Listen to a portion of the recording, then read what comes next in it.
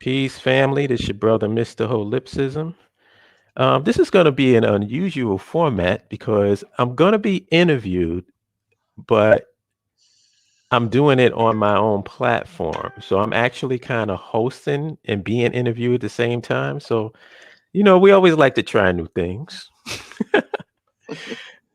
Today I have Brother Baruti with us.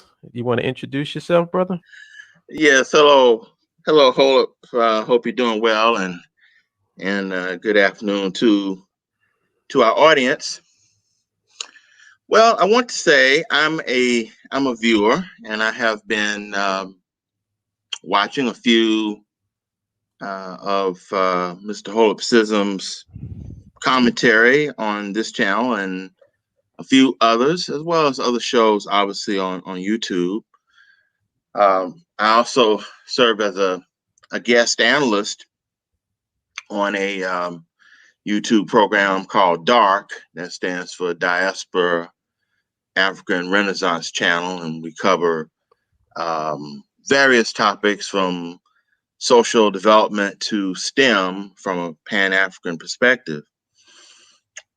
And I thought that there was a very interesting topic that Holip had covered about a month ago, and the title of the show was called Militant Integrationists and Black Power American Choke Artists. And that was back in February, as I said, about a month ago. And I thought that that would make an interesting topic to delve back into. So just for the viewing audience, I had asked Holip if he wouldn't mind if I interviewed him to kind of delve more into some of the parameters of that discussion. So with that, Holip, I want to say thank you very much for allowing me to interview you. As you said, this is kind of an odd platform structure, but we'll try new things, but I think it'll be pretty good.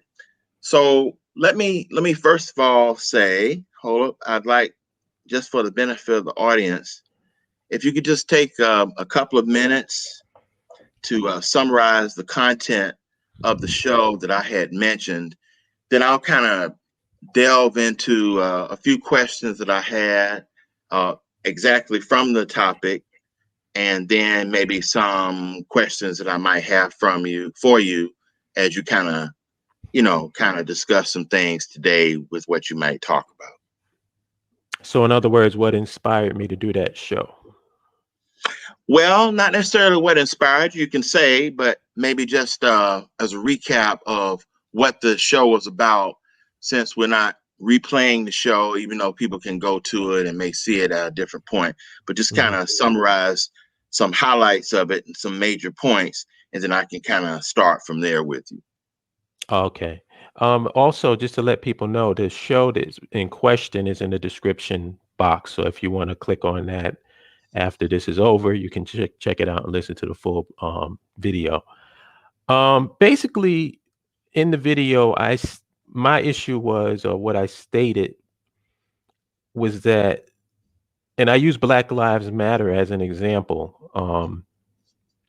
and I compared what I call the Black Power American and the Militant Integrationists to the Black Lives Matter movement, which is, it starts off about one thing, and because there's no vision, because there's no focus, there's no plan, there's no end game, it ends up dissipating because it gets stretched here, and gets involved in all these other issues that have nothing to do with the original issue. For example, Black Lives Matter, and things really kicked off after the George Floyd murder. And the country was, basically on Black Lives Matter side. Black Lives Matter had like almost a 90% approval rate. And then, because they lost focus about what the actual movement was about and what the whole George Floyd situation was about, which was police brutality, then they started veering off into statues, Confederate flags, Aunt Jemima and Uncle Ben and old Golden Girl episodes. And it's like, it got to the point where people was like, well, what is this really about? And then it lost all the momentum and lost all the energy that they had when they could have used that opportunity to push forward some type of policy, even if it's not a policy that I agree with. At least it's a we can do it right here policy they could have pushed. If they wanted to even go for reparations, they could have pushed reparations. They could have pushed a number of policies that would have been substantive for them right here and now. But because they didn't do that, everything dissipated. And that's why I called them choke artists. And I use the Knicks as an example because if you're from New York, you know one of the all-time classic chokes was when Reggie Miller came and scored like 9 points in 8 seconds or some crazy nonsense and beat the Knicks in the last few seconds of the game. And Greg Anthony, who had the ball for the Knicks, fell down, fumbled the ball out of bounds, and the buzzer went off and the Knicks lost the game. So I just compared their movement to the Greg Anthony Knicks situation. When you have an opportunity to do something and you just, fumble the ball or either dribble it out of bounds. I know that was kind of long-winded, but that was basically the point of the whole video. Well, no, that was fine. I recall you saying that live on the previous show, and that was one of the things that caught my attention also, and that caused me to think today. See, you use the word choke in connection with the Black Lives Matter movement, but in the titling of the prior show, militant integrationists and Black Power American choke artists. So let me ask you, since these groups, Black Lives Matter, perhaps others, perhaps the militant integrationists, whoever they may be, or whoever you might want to mention who you think some are, they seem to be, at least from a visual standpoint, speaking for the aspirations of Black people or African people in the United States. So with that assumption, can you describe for me or for us what you think the impact and the lingering mindset is of choking as applied to a people? I mean, does this give any kind of devastating psychology, to be a people that's associated with choking, if we can make such a leap? Well, I don't think our people are choke artists. I think that those particular groups that I pointed out are choke artists. Like I never really associate the masses of our people with these particular groups. And I also don't feel that these groups represent the interests of our people on a whole. But even if they don't, do you think that they provide the imagery that they do? And because many of these groups, as one may say, seem to take an L, does that not in any way make it, kind of that we are psychologically as a people constantly taking L because we're either following the wrong leadership or being misperceived as being weak or sort of off track because we're not following the right patterns for progress? Yes. Mm-hmm. Yes. Is that devastating in your mind? It constantly is. see us taking an L. It is devastating because we've been here and engaged in this struggle for so long, for hundreds of years. So yeah, it's very devastating. It's devastating when the wrong people are on the mic. Mm-hmm. That's going to always be why are the wrong devastating. people? Why are the wrong? I'm sorry. I didn't mean to cut you off. Sorry. Why are the wrong people constantly having access to the mic, and why aren't the right people with the mic, Because or we the don't mic's cut off. because we don't control the context that we exist in America. In America, we don't control the socioeconomic and political context. So this is a system. And if anybody knows me and they've seen my previous broadcast, there's a book that I refer to called The Art of Systems Thinking.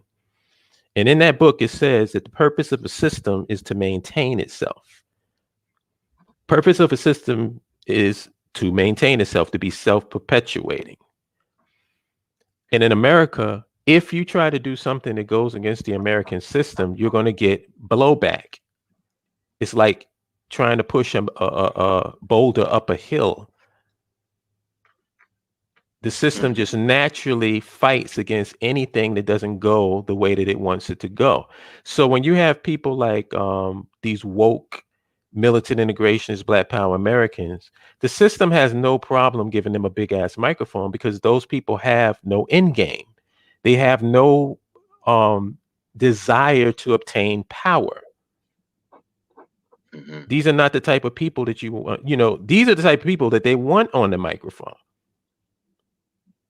So when you start talking about socioeconomic and political power, when you start talking about a nation state, control over over a piece of territory, control over policy on the land and stuff like that, that goes completely against the American system.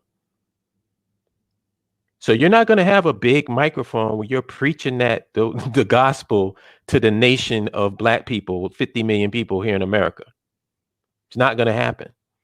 Because even the people that we respect, like Malcolm and the rest, Malcolm didn't have, he seems like he reached more people now because we're looking at it from, our perspective. But back then, Malcolm was like Khalid Muhammad.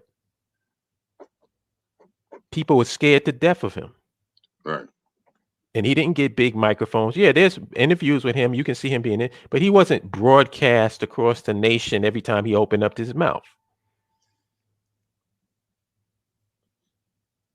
Okay. I have great. I have a couple questions, or another one rather. Okay, so before I ask this question, would you be kind enough, if you would, not you have to call particular people's names, but if you can maybe just say a couple of movements or organizations that you would say fit into militant integrationists and Black Power Americans. Let's put it that way. Oh, I can make this easy. All of them. Okay, you have any in mind? If it's all, there's not. I mean, I don't really want to point any out because it'll seem like I'm attacking them. But all of them. Okay. Unless you have an organization that's talking about power, socioeconomic and political power, and control over a piece of land, they are by definition militant integrationists and Black Power Americans. Okay. All right. Great. Okay. So I get the impression that basic, and I'm going to call, just for simplicity, I'm going to call the militant integrationists MI, and I'm going to call the Black Power Americans BPA. Okay.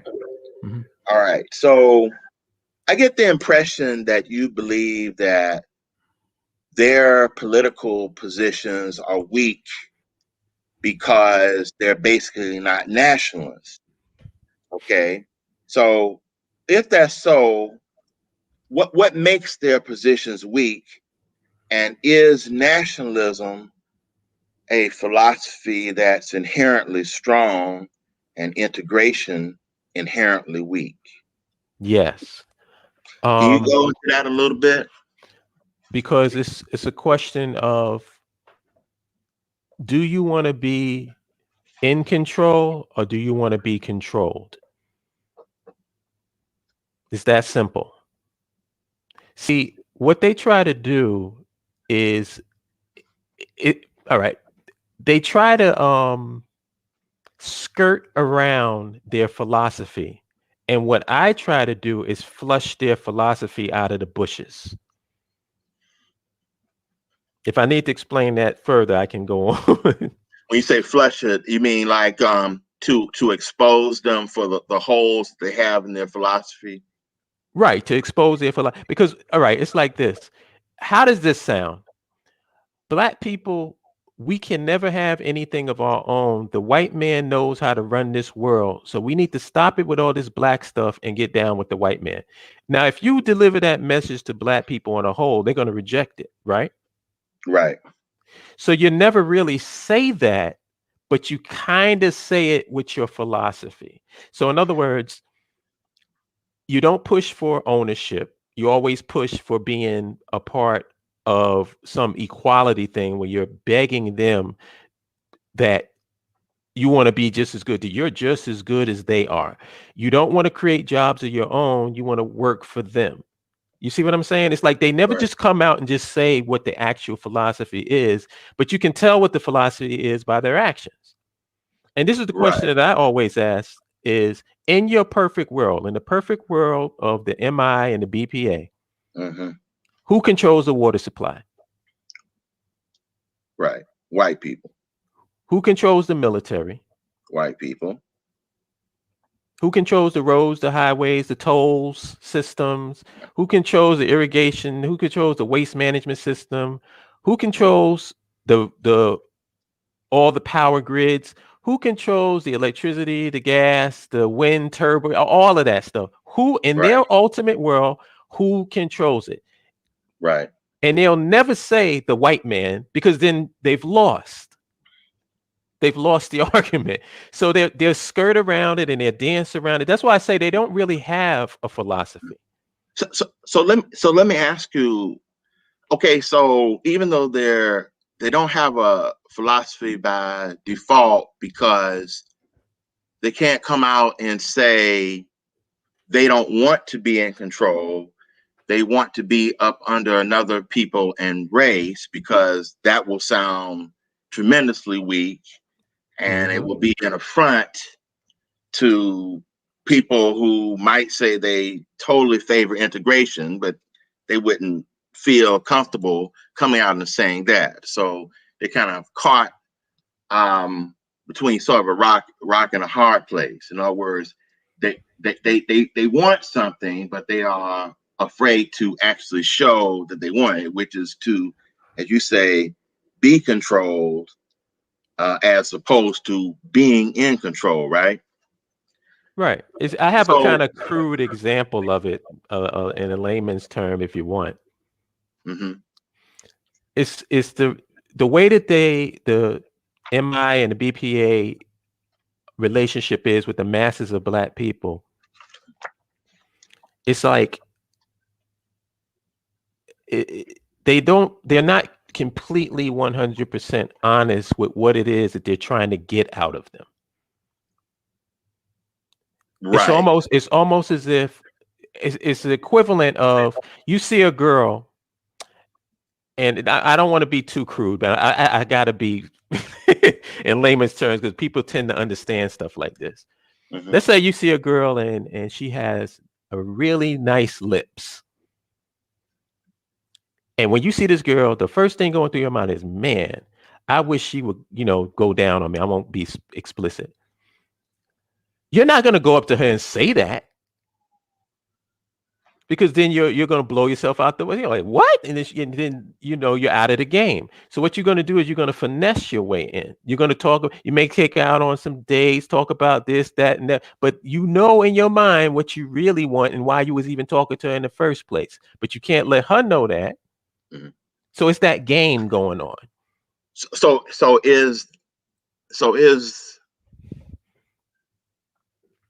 are the white people in this country, are they familiar with what the game is that the MI and the BPAs are asking for, or are they hoodwinked, or are they knowledgeable, or are we just playing a game on ourselves? No, they are fully aware. If they were not aware, they would not give them as much mic time and as big a microphone as they give them. They're aware. But I think they're more aware than an MI and a BPA, because they know that their philosophy leads nowhere. So would you rather have somebody who's constantly preaching that they're the ones that should be in power, we should never have anything of our own, we should never try to establish any ownership? Or would you rather have somebody preaching land, infrastructure, nationhood, nation state, whatever? If you had to choose and you were white people, which one would you choose? They would choose nationhood. No, if you were white in this society and you had to have somebody on the microphone for black people, Oh, it you wouldn't. would choose anything that was weak. You would There choose you go. integration. There All you right, go. all right. Now, given that, just by the mere fact that you had defined one of them as Black Power Americans, I Mm-hmm. mean, they really, really see themselves as Americans. So therefore, uh, they they may see themselves as wanting to be up under white people with no power, just kind of a bigger space on the plantation, so to speak, but they would never admit it. All right. Now, having said that, I want to read a paragraph to you, and I want to get your reaction about an American, since they see themselves as such. Mm-hmm. I'm going to read a little paragraph from a book called Letters from an American Farmer. It's a book written by a person by the name of J. Hector St. John de Crevecoeur. And this book was written in 1795. And this is a paragraph that I want to get your reaction to. It says, "What attachment can a poor European immigrant have for a country where he had nothing?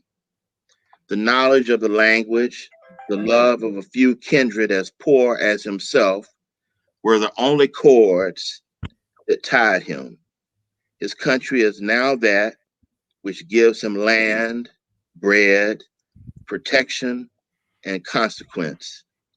Ubi panis, ibi patria is the motto of all immigrants." That Latin phrase, ubi panis, ibi patria, means where there is bread, there is my home.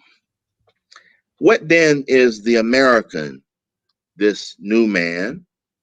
He is either a European or the descendant of a European, hence that strange mixture of blood which you will find in no other country.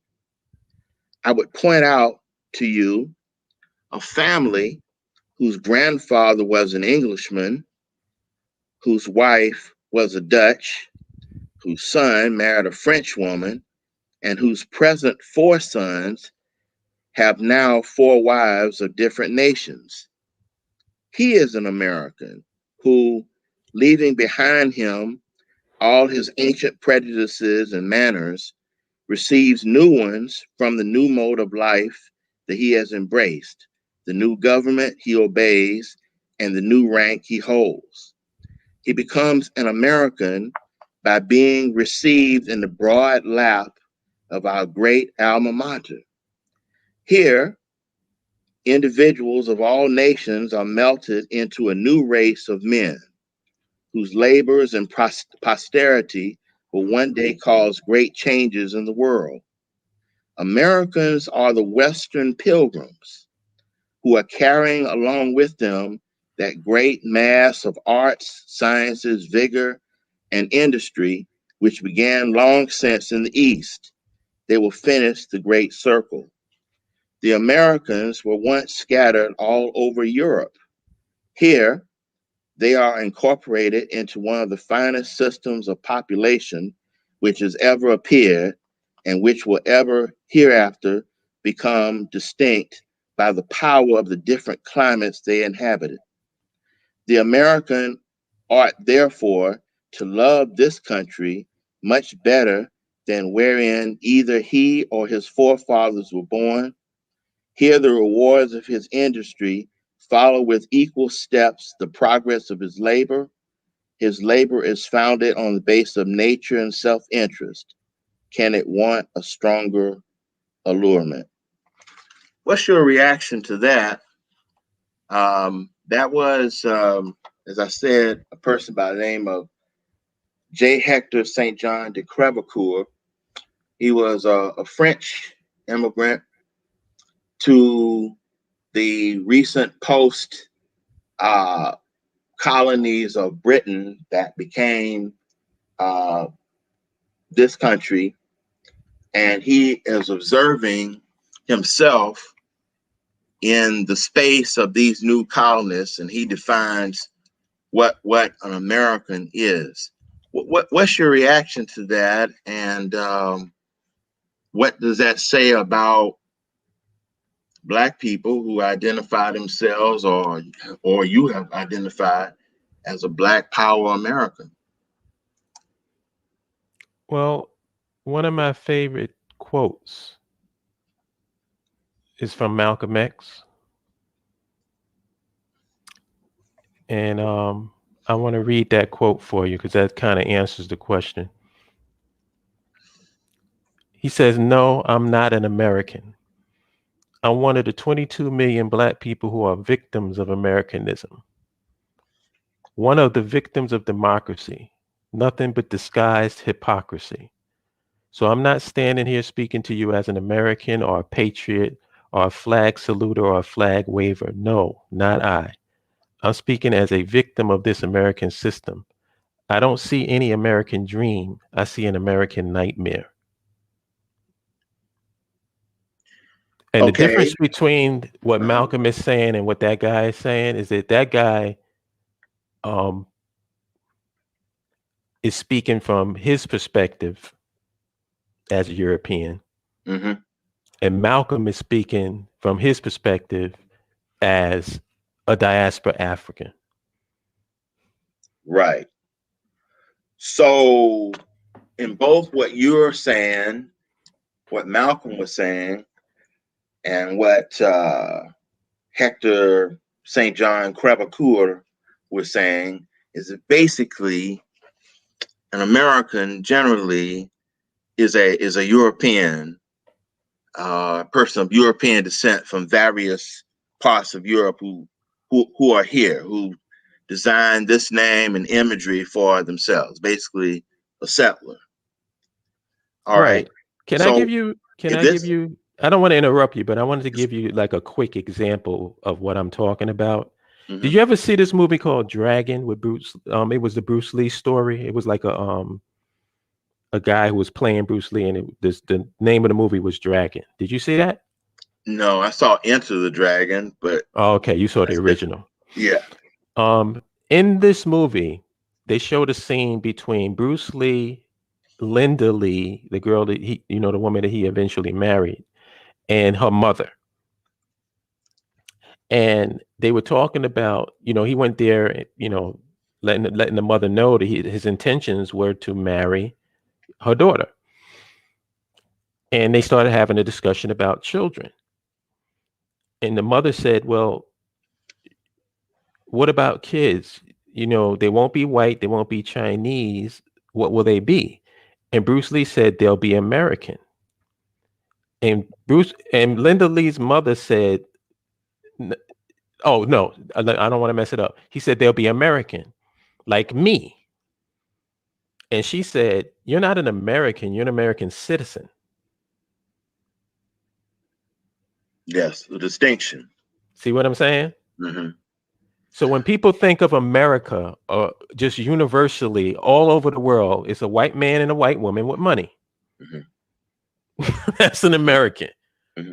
We're American citizens. Maybe we're citizens of the United States, but that's different than being an American. Exactly. We live here. And that's how we're looked upon. We're looked upon as being just citizens. We live in America. But white people are Americans. Okay. Now, I know that may hurt some people. Maybe it is what it is. Right. Well, let me ask you a question. Okay, so if well, first of all, let me say this. I think that in some ways in the evolution of things, the country is seemingly the United States. From my reading, when these white colonists first parted from Britain, with all people being here at the same time as slaves, they initially called these colonies. Their first idea was to call the whole thing the United Colonies. And what they saw is that these colonies, we can take Georgia, New York, Virginia as examples. They saw each colony as being a separate country. So they saw themselves as a Georgian, a Virginian, a New Yorker, New Hampshire, etc. But they thought that they were basically the same white people that were spread over different geographical areas. So for practical purposes, they thought that they should, use tax system and roads and things like that to connect them, but they will be essentially different countries.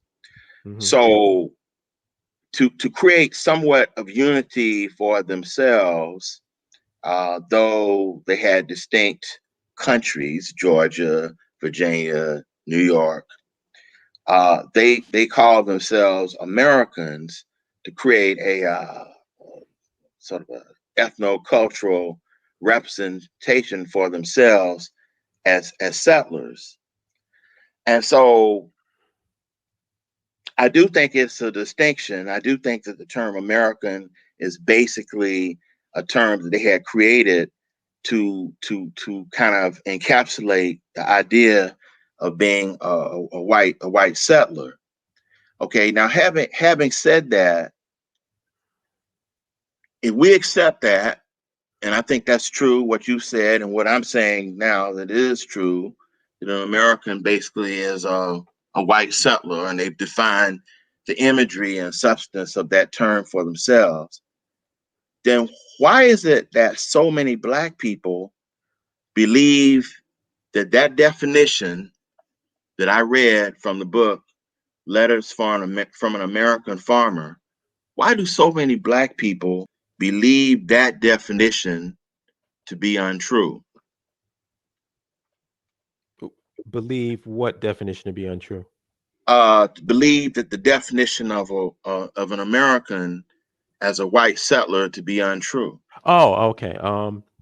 Propaganda. Black people call themselves an American, or as you say, the Black Power Americans. They're saying this is their country. They are an American.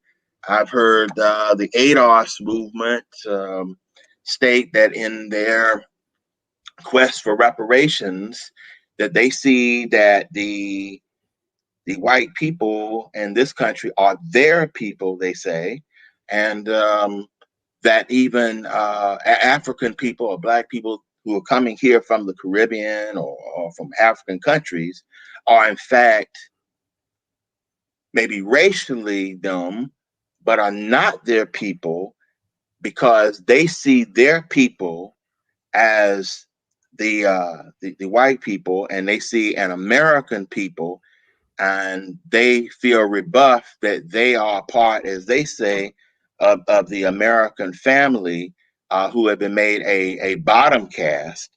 And so given that, they don't accept this definition as being true. Now I think that the appeal of the ADOS movement, as well as others, Black Power, Black American Power groups or whatnot, they obviously don't believe that the definition of an American is a descendant of white settlers.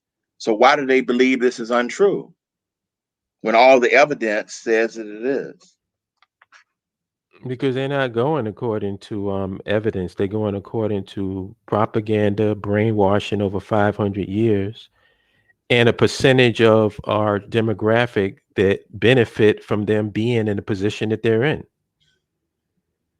If you don't know if you don't have a reference for something, you're going to go by what you know. And we don't have a lot of references. And I'm talking about on a big stage with big microphones, talking about ownership, talking about nationhood, talking about land, talking about infrastructure, talking about control, socioeconomic and political control.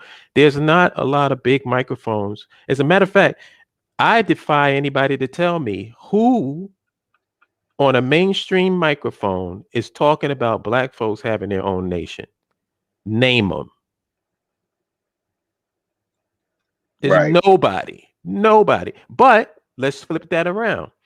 Who is talking about trying to make it here in America?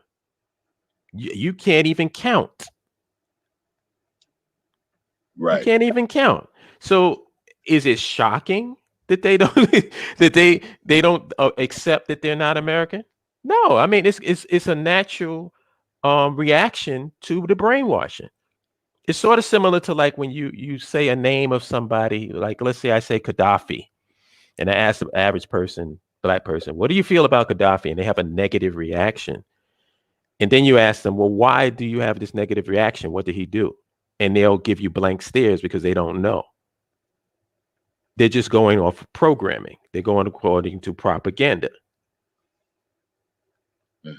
So when you're in for lack of a better term, the matrix, and somebody tries to say, hey, you're in the matrix, check this out, can't you see this? This shows you that this shit ain't real. You're going to get mad at the person pointing that out because it disturbs your fantasy, it disturbs your existence, it disturbs your comfort level.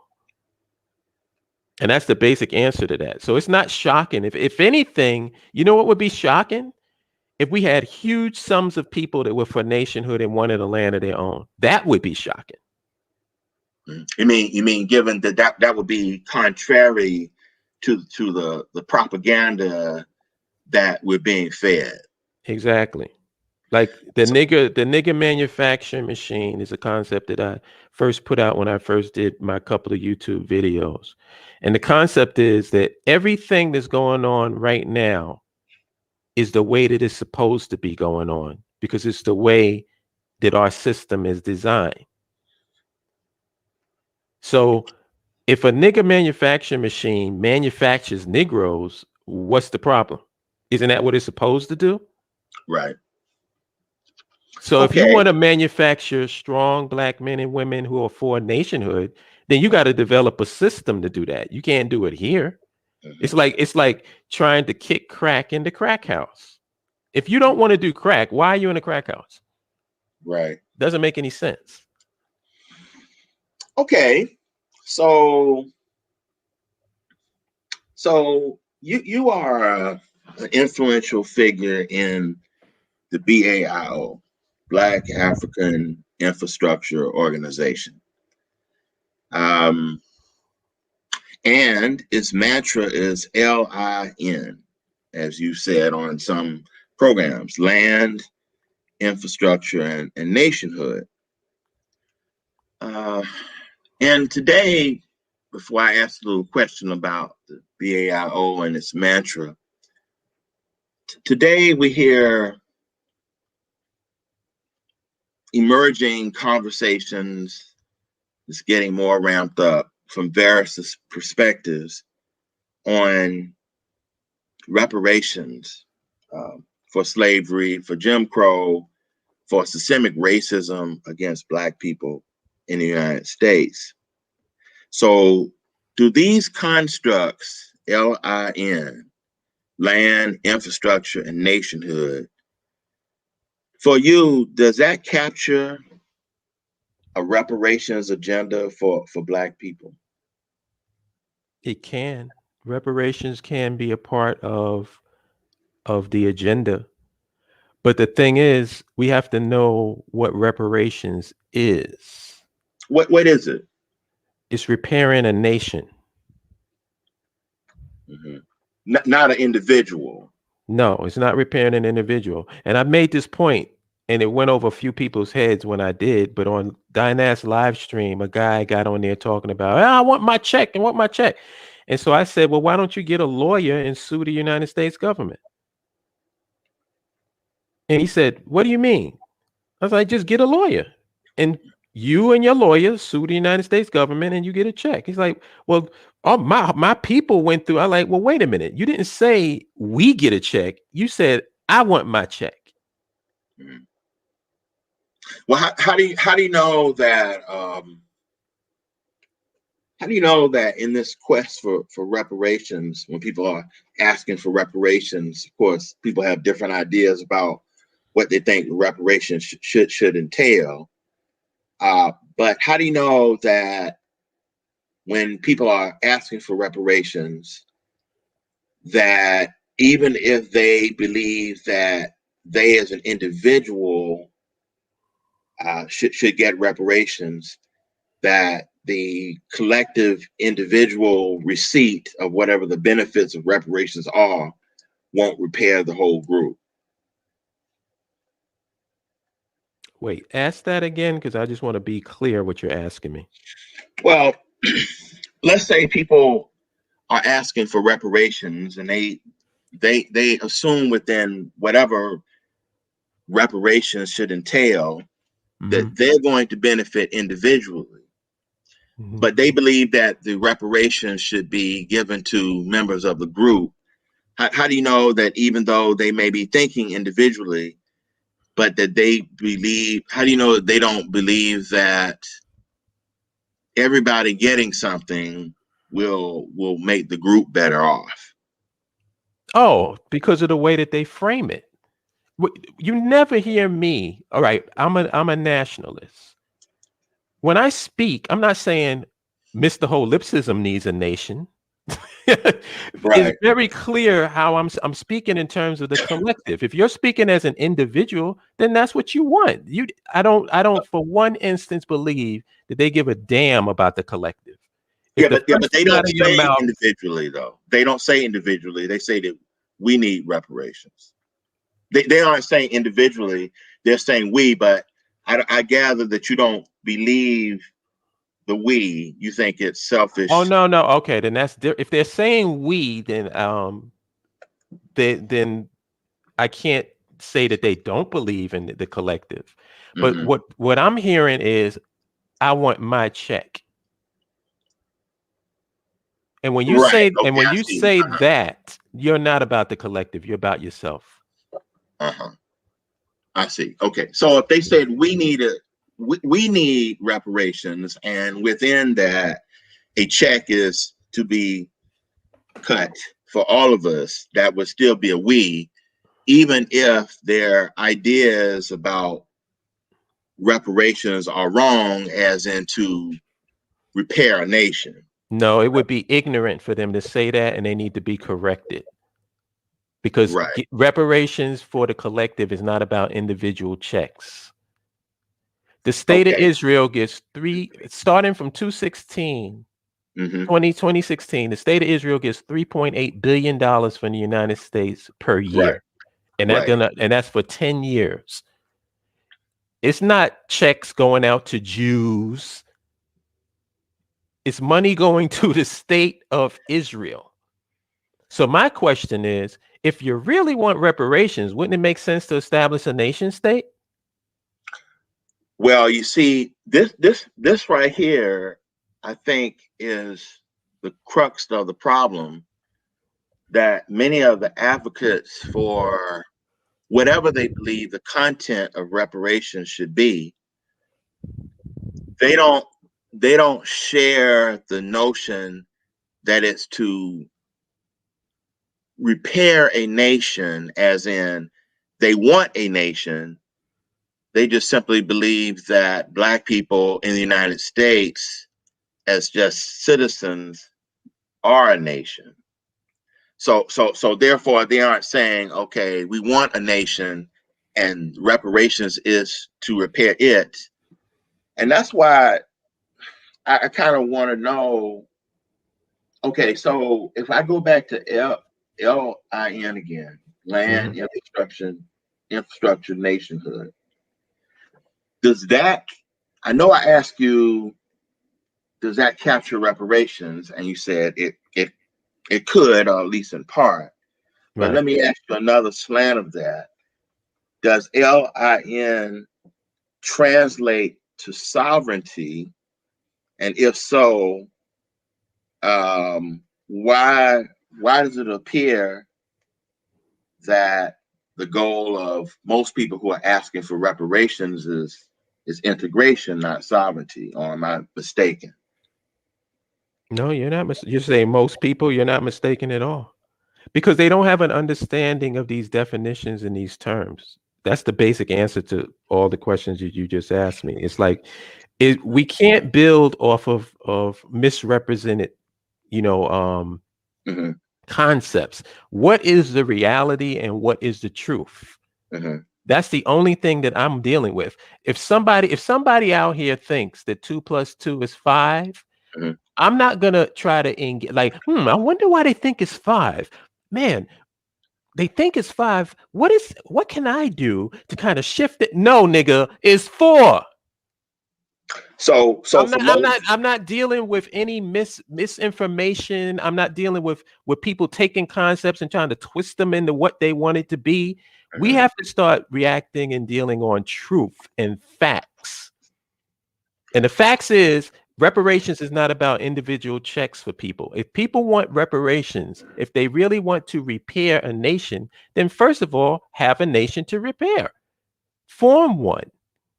But instead of that, you would concur with the slam of the question that I asked, that that most of the people who are asking for reparations want integration, not sovereignty.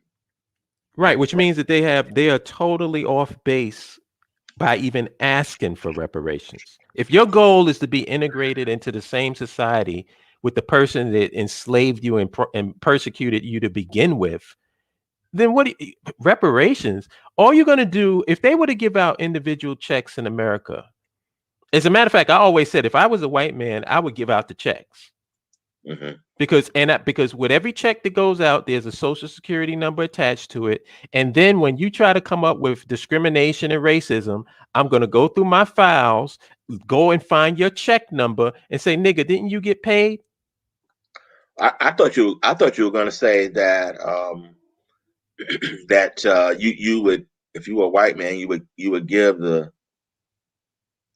us reparations In the in the form of individual checks like everybody wants. Because well, you know what will even happen? You well, know what'll individuals, happen? because we spend it within the system and keep There you giving it go. back. There you go. That's what would happen. Mm-hmm.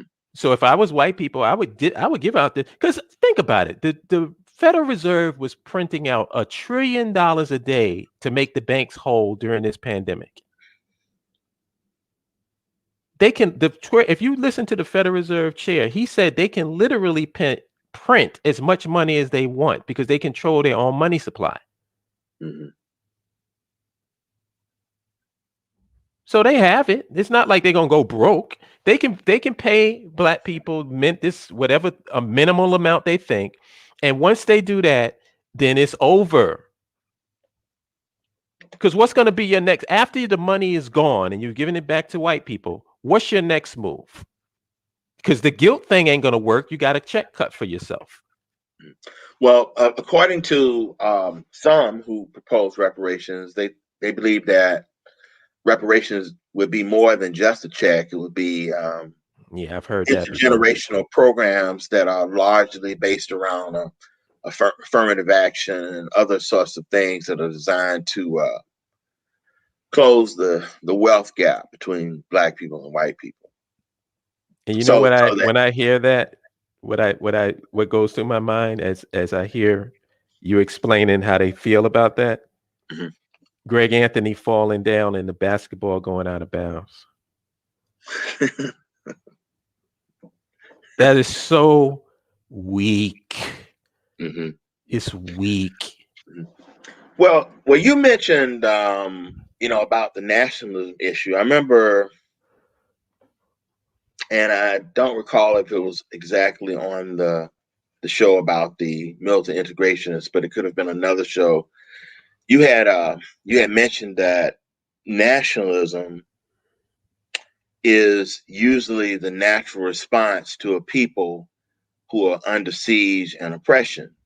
Mm-hmm. And but somehow this doesn't seem to be the case for the group that's identified as African Americans in terms of that being the natural response. Why is that, or have you already addressed that? Why is nationalism not the response? I think I did address it because there's two factors. One,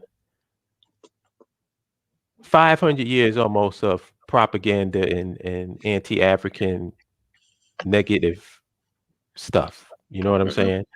And there's a percentage. See, white people could never keep us in this position by themselves.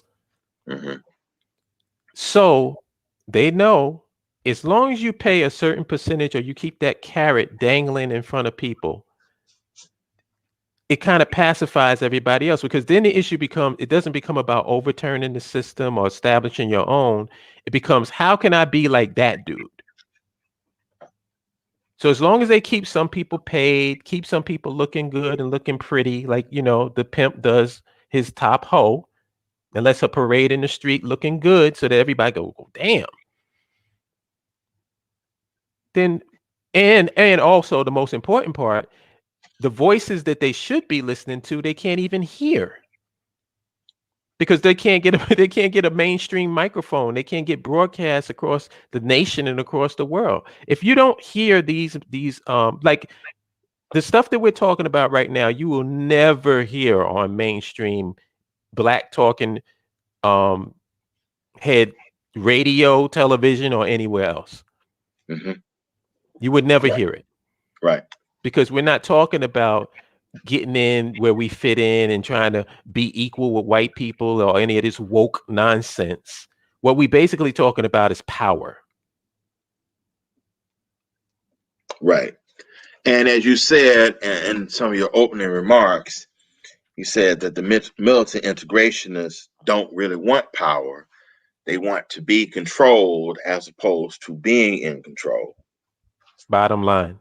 And I defy anybody to tell me different. If you're not a nationalist, if you don't believe that we should have socioeconomic and political control over a piece of territory where we control policy on that territory, then tell me how you're not an integrationist.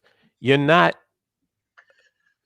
somebody who feels that somebody else should control you. Tell me how you're not. Right. They won't be able to. Okay, you know, when you were saying that, you know, reparations should be for the repair of a nation, I want to throw just a few twists on that. And let's say reparations should be for the funding and repair of a nation state, and maybe the sovereignty of a particular people. Okay, so I threw out nation state, and sovereignty. All right, I want to just mention a couple of. Wait, was that a question? No. Oh. I just wanted to point out that I was just throwing a little extra slant onto the idea that reparations is to repair a nation. And then I said repair and fund a nation state and sovereignty for the affected people. Let's just say, as an example, you may have a pushback on that, but let me throw that out. No, actually, I feel it's the same thing, but go on. Okay. So recently I want to mention two things. Recently, there's a book that's come out by a New York columnist, a black man named Charles Blow. It's a book called The Devil You Know. And in this book, he advocates that Black people across the United States should move en masse to the southern part of the country to harness strong political and economic power, as well as greater community building.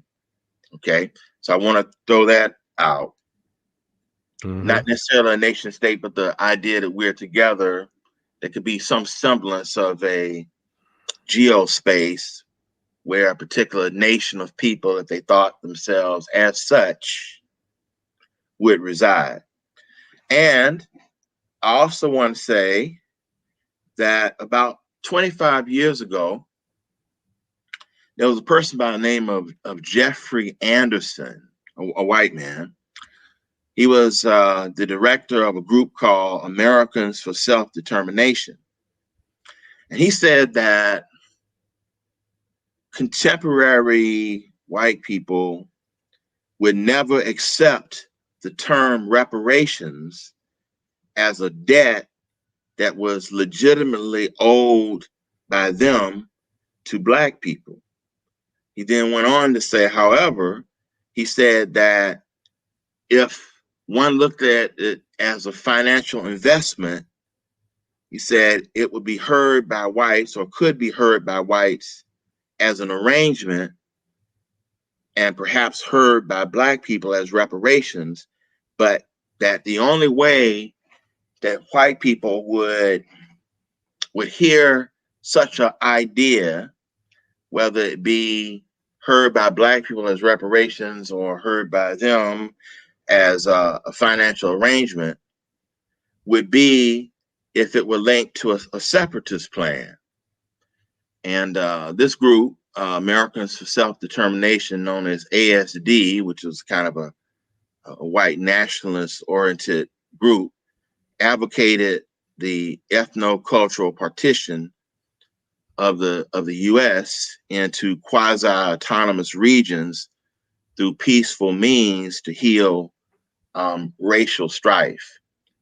So between what Charles Blow is saying in his book, The Devil You Know, and what I mentioned to you about the white gentleman, Jeffrey Anderson, saying that, some type of partition would be linked to a separatist plan. And by the way, what his organization advocated was that if whites and Blacks supposedly negotiated about, remigrations to settlement areas, let's say Black people were most in the South, that Black people would have to give up any notion of affirmative action in the areas that were the predominantly white territories. So in other words, this would be a semi-autonomous setup. Maybe Blacks are mostly in the South and they run things the way they want, and whites are in other spaces, Utah, or Colorado, or whatnot, and therefore there will be no affirmative action out there. What's your just reaction to all of it, if we're approaching the notion of community, some sense of nationhood, even if it's not a full-out country? My reaction to that is that we love white people so much, the thought of not having them around us is what makes us come up with, really, in my opinion, dumb concepts like that. It's like you're in a house. Some concepts that Mr. Anderson said about geo-partitioning the U.S. Yeah, like, listen, you're in an abusive situation with an abusive as a spouse. Their solution is the equivalent of saying, all right, instead of sleeping in the same bedroom with your spouse, let's get another room in the house as your safe space. Mm-hmm. Why are we so afraid of having control over our own destiny, having our own manifest destiny, so to speak, having a situation where we control the socioeconomic and political context and there's no white people there? When I went to Rwanda, that was some of the most peaceful moments that I've had on this planet. And the reason why, there was nothing but black people. The whole time I was there, I can count on one hand the amount of, half of a hand, the amount of white people that I saw. Do you Could think you that imagine? more peace? You imagine how beautiful that is, where you actually in a place that your people are controlling. Everywhere you go, you see black faces in positions of power, black faces, and you don't feel under pressure. You don't feel like you being discriminated against or somebody looking at you different because everybody's black. Do you think that advocacy for nationhood then actually would be more of a pathway toward peace and tranquility than in fact black people advocating for integration more with a people who do not accept that is actually creating more tension? Of course. And Bottom line. you see, that right there is something that I don't think that people have really been discussing. Like, for example, I don't hear anyone talking about how, for example, if black people got reparations, even if it's not enough or something, whatever. But the goal was not sovereignty, not nationhood, not separateness, separate development. That it was for integration.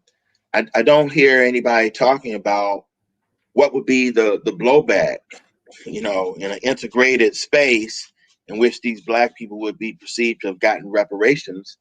That they might be in a more hostile situation than we are in now. Might. Well, for sure. Well, for sure we would be. But what I'm saying is they're not discussing that as a premise. And what I'm concerned about is why isn't that talked about? I mean, do they think they're just going to get reparations? Well, first of all, many think they're just going to get reparations from the U.S. government without the buy-in from masses of white citizens. That's the first fallacy. So, but anyway, they don't somehow deal with the fact that they're going to be in a more hostile situation than before. And I just wonder why that psychology is the quest for reparations, just in terms of all the parameters of it, just delusional, or what? Well, if the person has come up with an ass backward premise, is it any shock that they can't think it through? Right. Where the very premise is flawed, they're not thinking to begin with. They're reacting and being emotional and reactionary. So I don't expect them to think things through. Like I've always asked this question: let's say that you have this fantasy where black people are just in the South, the roads and the highways are still controlled by white people. The ports, the seaports and the airports are still controlled by white people. What country are you going to do trade in with your nation outside of America? Well, that's actually going to be one of my next questions. But I think that whatever is done here on a temporary basis, I mean, from my own perspective, and I know I'm interviewing you, but from my own perspective, I think there are multiple parts of various things. And that is that we definitely need an Africa plan. But the reality is, if you got 50 million people, we need to be engaged with Africa on varying levels, whether it be repatriation, dual citizenship, other sorts of things as well. But to me, it won't hurt as a temporary measure, or at least a more proactive measure about movement to the South, at least on that level. That's not a panacea, and it's not a full solution, but I think it's better than being completely spread out. But what you said was that you're still in the same country, so you're still not going to have the kind of sovereignty, even if you have partitioned spaces theoretically. Okay. But can I say something? Yeah. I just want to address what you're saying, and I want to put it in a way that I think you and everybody else will understand. When you play chess, what's the objective of the game? To win. Checkmate, right? Checkmate. Mm-hmm. You got to get his king. In order to do that, there's certain things that you have to do. Like they say that chess has 3 stages. It's the opening, and then you have the mid game, and then you have the end game. When I look at all of these little maneuvers that people want to do, and like all the stuff that you mentioned that these people are for, that's not somebody that's trying to win the game. That's somebody that's just playing defensively and just making moves on the chessboard. No, you have to have a goal and a plan. And you got to have a vision. And your vision and your goal and your plan should be to beat the person that you're playing so that you in the game on top and they lose. Now ask yourself, all of these people with all of these different philosophies and all these different strategies and tactics, does it sound like weak moves, or does it sound like they're really trying to take this person's head off with this move? Sounds weak. Sounds weak. I think that we need an Africa plan. But if we're 50 million, that movement is not going to necessarily take place overnight. So I do think that what Charles Blow is advocating is a plan on the direction of something more substantial. I mean, if we were to even look right now at the African continent, 50 million people in one space, just when we look at the continent the way it's constructed now with the colonial borders, Black people in the United States would be about the 6th or 7th largest country on the continent in terms of population. You mean if there were 50? You mean if the 50 million here were to go to the continent? Yes, in a particular geographical space in terms of country. Most of the countries on the continent are small. So for example, let's just give an example, right? Okay, so your larger countries, Nigeria, 200 million. Okay, Kenya, over 60 million. South Africa, about 60 million. But Namibia, large country about the size of Texas with lots of non-arable land, 2 million people. Botswana, 2 million people. Zambia, 17 million. Zimbabwe, 17 million. Rwanda, country the size of Maryland, 14 to 15 million. So therefore, if we were to look at the Black population in the U.S., in many cases, just look at the size with that. If you took Namibia and Botswana together, along with Swaziland, 2 million, those 3 countries, 6 million total, you'd have to multiply that 6 million by a little more than 8 times that to equal the size of the Black population in the US. So that's why I'm saying that I think that on a practical level, I do believe in nationhood. I do believe in sovereignty. We might have to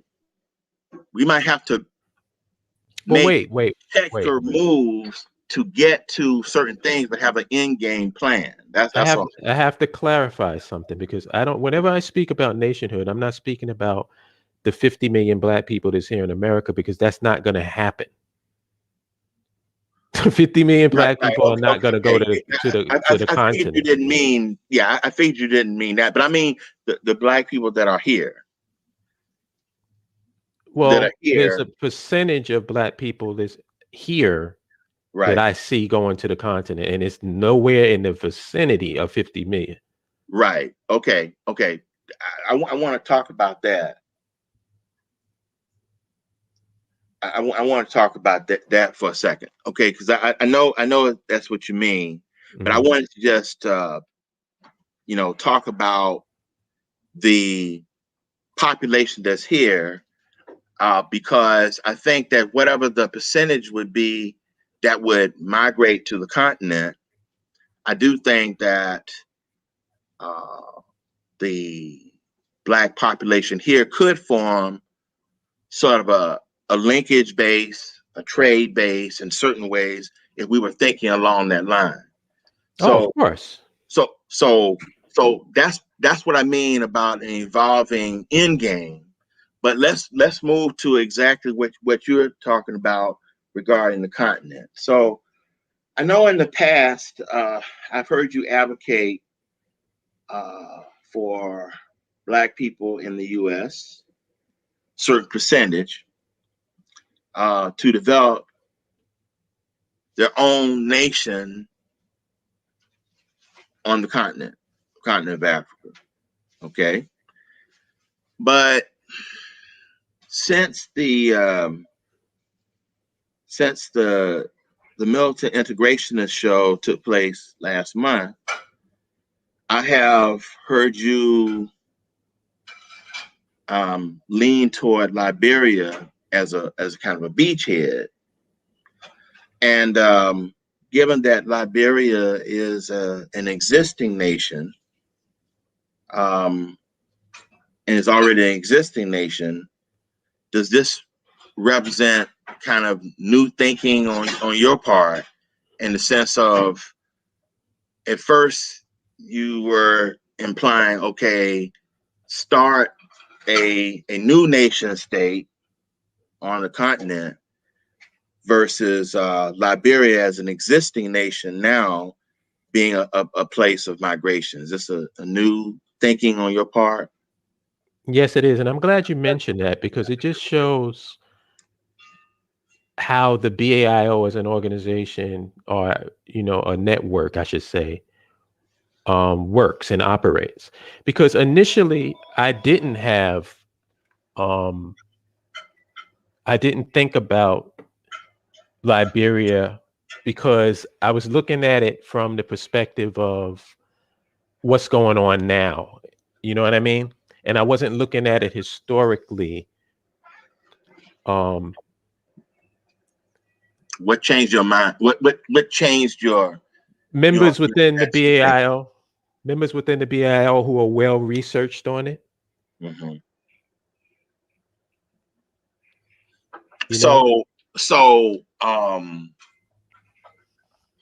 But let me expand a little bit on that. Mm-hmm. So what, and keep in mind, it's not like I'm 100% sold. I don't want to give that impression either, but I'm leaning toward that and doing more research into it, because it just makes sense. Because why reinvent the wheel? That nation state was established by African Americans. And so that was something that, where I thought about it, and I said, you know what? It makes sense from that perspective. There are some things, and to be honest with you, I don't really want to get into it too much, because I'm in the midst of researching it, and I'm not really comfortable with my Liberian knowledge yet. Mm-hmm. But there are some issues that I have, and some things I think that need to be addressed. And there is probably some questions, definitely some questions that I have for the pro-Liberia people within the BAIO, but they've basically won me over with their argument. So I'm looking at it from a different perspective and giving it some serious thought in terms of a strategy. Okay, so let's say that let's use the example here that Liberia would represent a non reinvention of the wheel, so to speak. They essentially, instead of just starting from scratch, you know, we just basically use the existing infrastructure in Liberia and just basically made it into the conduit for nationhood for the percentage of Black people in the U.S. that you were saying would migrate to the continent. Right. It would make the process more. It would be a definitely an easier process to update, renovate infrastructure on an existing piece of, you know, functional property than trying to do it from the, you know, the ground up. Okay, so take me from there to say, and maybe this links back when I made a statement about trade. If Liberia, say, became that link point, how would Liberia, as being a link point for percentage of Black people in the U.S. migrating there, how would that benefit, in your mind, if any, the empowerment of Black people in the U.S. who remained here? Well, for one, a direct line of trade with your African nation state. Okay. Because one of our biggest problems is we're squeezed out of other people's markets. With your own nation state off shores of America, you have your own direct market. And then if people want to participate in your market, you can charge them top dollar like they do us. Right. That's one benefit. That will definitely create a lot of entrepreneurs, a lot of rich Black people in America if they engage with the nation state. How about on a political level? How would that politically benefit as well? Politically, how? Because that's a wide range of. Well, let's say that you might have more leverage in the UN, or you might be, you know, have some more political redress. Would that in any way be helpful regarding systemic racism? If you can say anything, say beyond just the economics that you pointed out about the trade, would it have any other residual benefits? All of the above. Okay. So see, I see that as part of an end game. See, like, so when I mentioned before about, you know, the movement south, but you said, okay, you were talking about, okay, a percentage of Black people here leaving and migrating to the continent, Liberia, you said. I think that having that trade hub back in the US for people who stayed would be part of the end game that would benefit Liberia as well. It would not only just benefit people who stayed here, but it would also benefit Liberia. Would you not agree with that?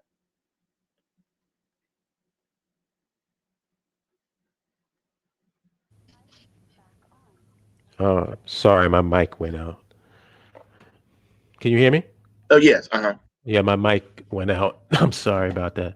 Oh, that's okay. Did you hear what I was saying? I didn't hear the last part. Oh, I was saying it would seem like it would be reciprocal benefits because Liberia, in this case, would benefit by the country having a sort of a ingrained trade bloc, trade community in the U.S. of the remaining African people who were in the U.S. along with Liberia being a benefit to the African people who stayed, who are not migrants to Liberia, because as you're saying, you're only talking about a percentage of people on a realistic level that would migrate from here to Liberia, right? So therefore, the nation state of Liberia would benefit by the additional people, but Black people here would also benefit by being part of a trade network, right? Right. And I think that all of these things are part of an end game that I don't hear about people who are just asking for reparations for integrationist reasons. You know, and see that's where I think the fall is, and that's why I think that this message about having an end game for reparations, inclusive of nationhood, as you say, is extremely important. Now, suppose that it's not Liberia. Suppose this other nations that the Black population may go to. In other words, let's say you have a percentage of people, whatever the percentage, it could be small, that went to Liberia. It could be some that went to South Africa, some that went to wherever they went, Rwanda, Zambia. With this kind of migration, or if they got dual citizenship, let's just put it that way. Let's say they got dual citizenship. Is that also a type of partial sovereignty? The fact of getting dual citizenship, is that not also sovereignty? The problem, I want to say that it's a problem. Repatriation is not a problem to me. Like, if getting out of America and going to the continent, whatever country you want to go to, I don't have an issue or a problem with that. Mm-hmm. But I just feel we need to be focused. And for me, it seems like we're all over the place instead of being focused on what the main goal should be. We need a nation state. We need a piece of territory where we control policy on. Total socioeconomic and political control. Now, the reason why I have such a problem with the whole Southern state strategy is that let's take Africa off the table. Forget about Liberia, forget about Africa, forget about repatriation. Okay. Why haven't they done it now? Because if their whole thing is about doing this, if this is a strategy they feel that they can do right here in America, how is that dependent upon what nationalists are doing? Why hasn't it been done? And when is it going to be done? And what's the time frame on that? Because we're approaching 500 years. Well, okay, that's a very interesting question since you turned it back like that. I would say that the avocation about moving to the South was something I was talking about in the Charles Blow book, The Devil We Know. However, the movement of Black people back to Southern spaces has been going on in various levels, particularly for people who are moving to the South because they had, heritage land, South, family members, jobs, etc. So there are a number of places in the South in which this is taking place, where people are moving from northern parts and western parts of the U.S. back this way. So it has been a trend. I think that Charles Blow just sort of heightened it in terms of political and economic gain. But there was a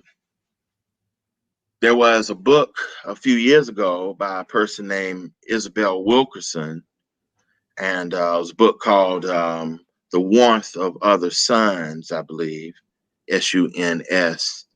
And she basically had acknowledged the fact of this migration kind of taking place, but it was not sort of captioned with the idea that it was just for economic and political gain. It was a trend that was beneficial. Okay, now if we look at 1865 and we see that right after Emancipation Proclamation, that over 90% of the Black people in the United States at the time were in the southern states, but because of Jim Crow and other abusive apartheid type systems, there became a migration of Black people west and north that extended from at least the 1880s up until about 1970. So since 1970, or at least the 80s, at least, there's been slow migrations back. So it's not that it hadn't been done. Why anybody just thought about it? It's that has not been happening perhaps fast enough, but people are doing it. Okay, so I'm saying I don't think that I think that has. I think that's not a panacea, as you have said, but I do think that we're better off doing that than being, spread apart. But what is the mechanism that's going to be put in place to allow that to happen? And also, Well, what is that the is a problem. what is That the is a end problem. what is the end game for that strategy? Well, what I think is I think that some people who would advocate that, even though I do see that as a rational thing to do, but I see that as a rational thing to do as part of a larger goal: sovereignty, dual citizenship, African repatriation. But some people see it as that's the best thing to do here in the US. So many of them don't have an end game That's the in the problem. way that you're talking about. But see, So that's the problem. That's right. a big problem. Well, it is a big problem, but I see that moving to the South as a component of the end game that you're talking about. You see it that way, but do the people that advocate for it see it that way? Because No, I get the no, feeling that they don't. So no. then my I don't question think so. is why are we wasting our time with a move from a pawn where we can sweep in with the queen and take bigger pieces? It's like, my thing is, I'm trying to win the game. And that doesn't sound like people that's trying to win. It sounds like people that's trying to maintain their position or play defensively. We're Right. still in America. We're still in America. Right. We're still living under the socioeconomic and political context of these people. Our mindset has got to be to have our own. Bottom line, we got to have our own. And if our mindset is we got to have our own, then what you will see in terms of strategies and tactics, our strategies and tactics will align with that mindset. But if our mindset is we can't do, well, I know nation state sounds good, but that's not something that's feasible right now. In the meantime, then we're going to be stuck in this situation forever. Well, I don't see us making any power moves if your mindset is you can't make the power move. If you convince yourself that you can't have power, you can't have a nation state. A nation state is not feasible. But what is feasible is staying in the house of your oppressor in a safe space. right. That's going to determine your strategies and your tactics. The first thing we got to do is get our minds right and get focused. And the focus to me is, should we or should we not have something of our own? It's a simple question. Yes or no? Well, okay. I would say yes, but my not pushback, but my question to you is, if someone has dual citizenship, or if they move to an African country, not with any particular population of Black people from here, like all moving together or creating this so-called African American space, is that not sovereignty also and a solution? Well, So in other words, my question is, I can answer that and say yes, but my question is, why are we even asking that question?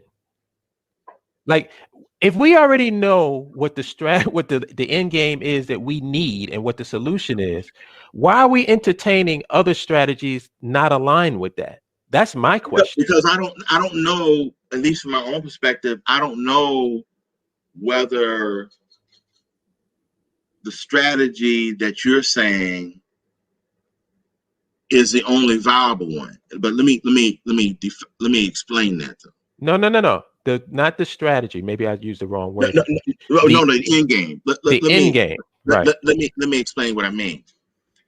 So what I'm saying is that let's just use the term sovereignty and nation state, or nationalism, sovereignty, and nation state. Now, I know there might be a little bit differences in that, but you're saying that for you, as your thought pattern evolved, you initially said you wanted to have a space on the continent that a percentage of our people moved to from here, that would be a place of our own that could expand with more people who migrated there, right? Right, as we build it up. Right, to build it up, right. But what you saw in Liberia was that Liberia was already such a place that we need not reinvent a wheel, but simply that already is, I guess, a black state from the U.S., et cetera, or something, African American space. And we just need to continue to provide infrastructure, resources, and additional economic vibrancy. Well, there's a little bit more nuance to it than that, because right now we're not in charge there. The supposedly indigenous Liberians are in charge. So African Americans are not in charge of that country. So there's that's the thing I was saying that I was feeling a little uncomfortable talking about, because there's certain things that I think need to be addressed before we go all in on the Liberia thing. Right.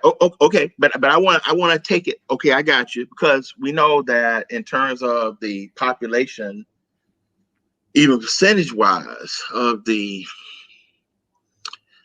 African people who left from here to go to Liberia from 1822, when this colony was thought up by the American Colonization Society, all the way to and beyond 1847, when it was established as an actual country, only 5% of whatever became the population of Liberia was Black people coming from the U.S. Okay, so I got you on that. But on the surface though, you're saying that basically Liberia has the makings to be basically an African American state or enclave or whatnot, but it's not there yet because, the so-called African American is not the majority population, right? Right. All right. Now, what I'm saying is that if African American people or African people and the diaspora Africans in the U.S., if African diaspora people in the U.S. got dual citizenship, that may mean that they come back and forth for whatever the advantages the U.S. offers versus the advantages on the continent. They go back and forth. Or some may choose to just simply repatriate and not live here at any point, or not even come back. I'm saying that may be also a viable end game as well, because even if our people here go to various countries, they will have sovereignty there, even if they don't have a large community.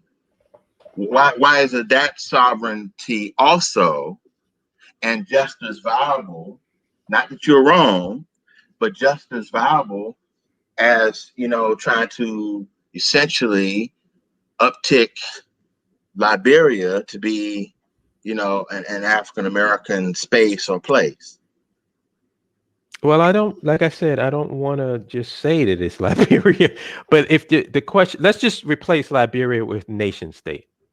Right. Okay. Or what would be okay, so if you didn't use Liberia, why isn't the model I'm talking about also viable? You may not have viable for what though? Well, viable for peace and tranquility also. In other words, there are people who move to Ghana. There are people who will move to South Africa. I'm talking just repatriation, and people who've moved and are moving to Rwanda. Mm-hmm.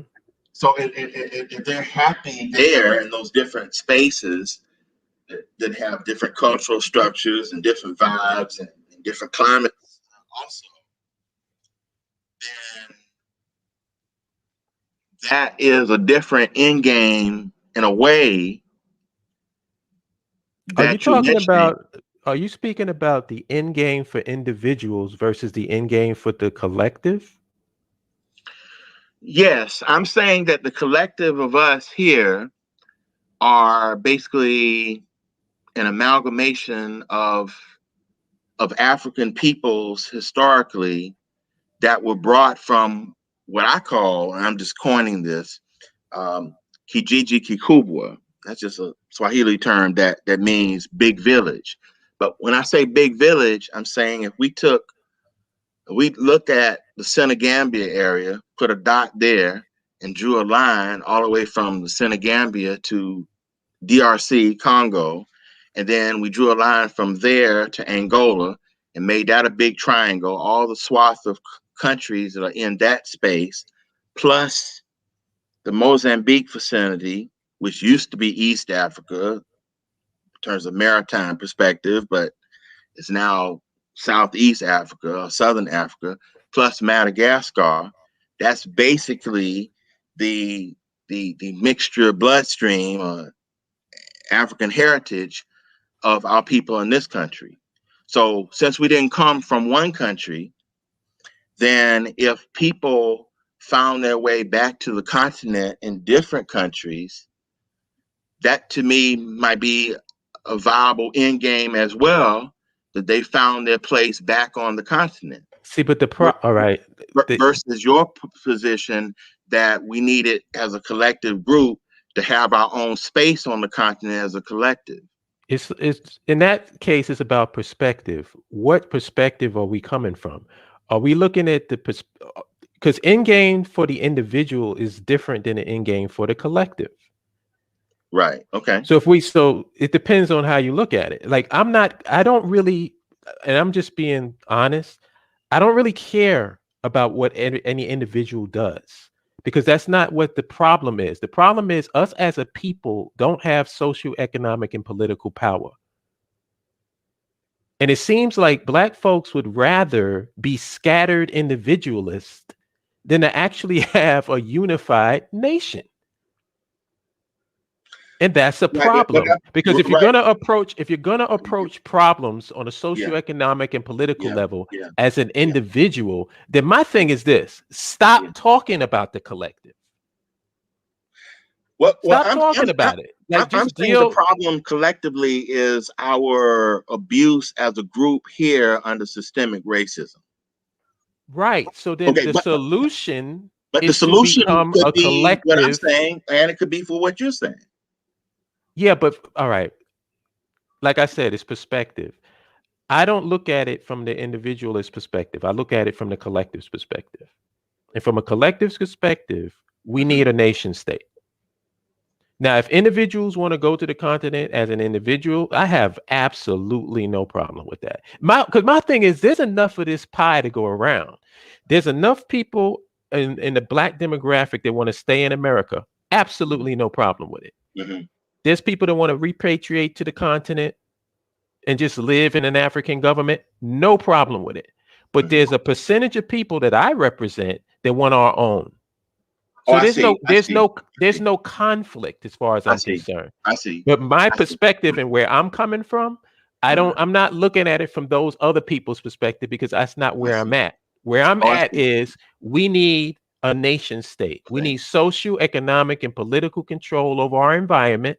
Uh-huh. We need to control policy on a piece of territory where Oh, we control the land, we control the laws, Black folks run it. so That's where my head is at. So if so it's anybody else is on some other stuff, fine, but I that's see. not me. I see. I see. So you're saying that if a certain percentage of African people from here want to establish a nation state on the continent, and other people want to go to other countries that's not that one and set up or repatriate or dual citizenship, that's fine. That both ideas can exist equally. Well, that's what's gonna happen. Like Right, that's not even subject to my approval or disapproval. right, It's gonna happen. right. But you're just saying from your perspective, a nation state for those people who wanted that as an end game for themselves should have the opportunity to have a nation state on the continent. Yeah, everyone who wants to have a nation Okay, of their own, okay, I agree. that's always been my position. Okay, that's fine. That's fine. Um, and as you say, it doesn't have to be all of us. It can be other people who want to go to different African countries and live or whatever. That's fine as well. Mhm. So I would say that maybe there are multiple valid end games to our situation collectively as a people in this country. But it No, involves, I wouldn't say that. I would push back against that. well, let me finish that and let you push back. Okay. Mhm. I think that there are multiple end games, but the end games involve Africa. So part of the end game can be the people who want to, one, establish a nation state on the continent that's not Liberia. People who want to sort of make Liberia a beachhead, and those people who want to repatriate or have dual citizenship in other African countries that are not the one that you're talking about that will be started from scratch, nor Liberia. So everybody in this model that I'm talking about would get what they want, but all of it involves the continent. And there wouldn't be any conflict, right? There would be no conflict ideologically between what you're saying, whether you decide on Liberia or you say build one from scratch. Those two ideas are separate, and other people that may say, okay, I'm moving, I'm repatriating to another African country, or people who said, I want dual citizenship. I mean, they sound like different pieces, and some are somewhat individual and some are not as community based, but it seems like all of it is moving toward some level of sovereignty to basically utilize and reconnect with Africa as a homeland. Yeah, but I think you're imposing your view on what other people's views are, and I don't think that that's accurate. How am I doing? Tell me how you think that I'm imposing my view. Like, take for instance, the people that are about Black folks moving to the South, Mhm. I don't believe want nothing to do with Africa. Right, but I didn't impose. Right, but there's some people who want to do that. So if they want to do that, that's fine. But that's not part of the That's not part of the Africa equation for them. But they're moving to the South if they wanted to be part of the Africa equation for you or for me. How so? Meaning that if you said, let's just say we use the term Wakanda, for lack of a better. Let's just say you wanted to set up a nation state on the continent, right? We call it Wakanda. Is that okay for me to call it Wakanda just for the example? Sure. Okay. All right. So let's just say we said Wakanda. Now, if you move to, if you helped to create, or you had, let's just say 1 million people, right? Let's just say that was a percentage. It might be too low or too high, but let's say 1 million people shared that view for you, and you had the opportunity to do that. Then for you, setting up a new nation on the continent that was Wakanda, let's just say, and it had 1 million people in it to start with, but there were provisions to make sure there was enough land that could be, could handle an expanded population. You may find that if the Black people move more to the South, those who did, and we strengthened the geocultural ties in that region, you may find the Black population here being a great trade space, a trade network base for your setting up in a new Wakanda. So for you, Black people moving to the South, even though the ones who are moving to the South may not necessarily want to move to Africa, but it might be a benefit that you and a new Wakanda could have with them, right? If they wanted to engage with us, yes. Yes. So for you, that may be pretty good. For them who just wanted to move to the South, well, they could move to the South if they found that, hey, that had that wasn't sustainable or whatnot. Then maybe they might move to the new Wakanda, or they might move to Liberia, or they might, individuals or small communities, people might move to other places on the continent. So I'm not trying to impose my view. I'm saying that there might be multiple end games. To me, the end game is to connect with Africa as a homeland.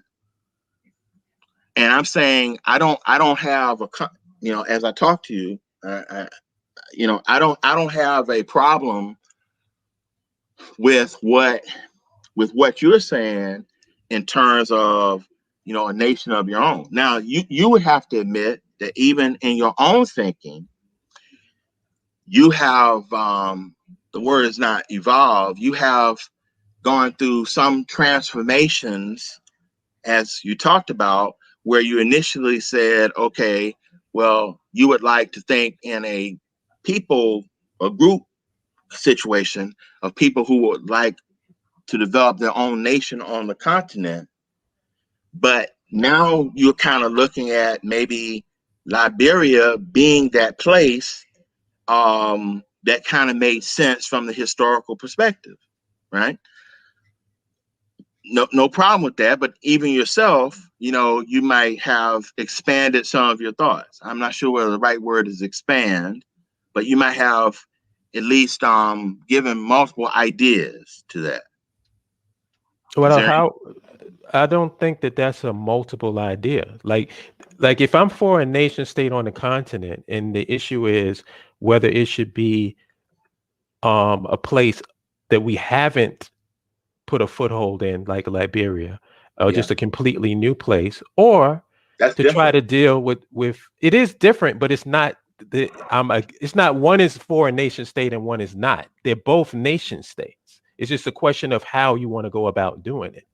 Well, I'm right, and I'm saying that the larger issue for me is sovereignty, or some measure of that can include people having the different idea about the nation states, along with repatriation. When you say sovereign, what's more sovereign than your own nation state?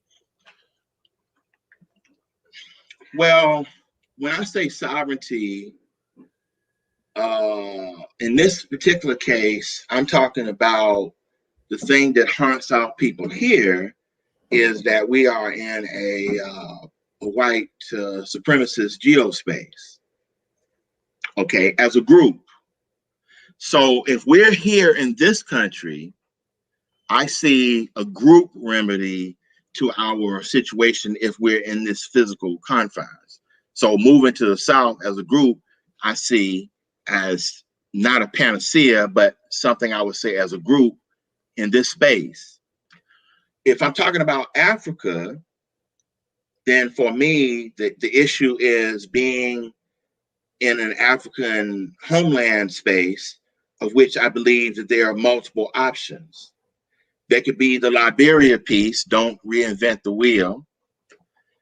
There could be people who say, well, let's form a nation state as a percentage of people from here to form a new one that's not Liberia, the one that we didn't necessarily have a foothold in. And then there could be other people who said as individuals or small groups that they wanted to move to other places. So like I said, I think for me, sovereignty in some way to not be up under, a what I would call Mzungu geospace is the overall umbrella. And underneath that can be your ideas, either a new nation state, Wakanda, I'm just using, Liberia, or people moving to different territories if they so desire. I'm not, that's just my view about the sovereignty piece. But from my view of sovereignty in that sense, your ideas are fully valid and come underneath that. Okay, I'm trying to understand what the point is, or like, what is it that you're trying to, like, what is it that you're trying to say that I'm not saying? Because it doesn't seem like we're that far apart on what we're saying. No, we're not. I just wanted to let you know that I'm not. I have a broad view, and I see sovereignty also as people moving to countries where they get dual citizenship.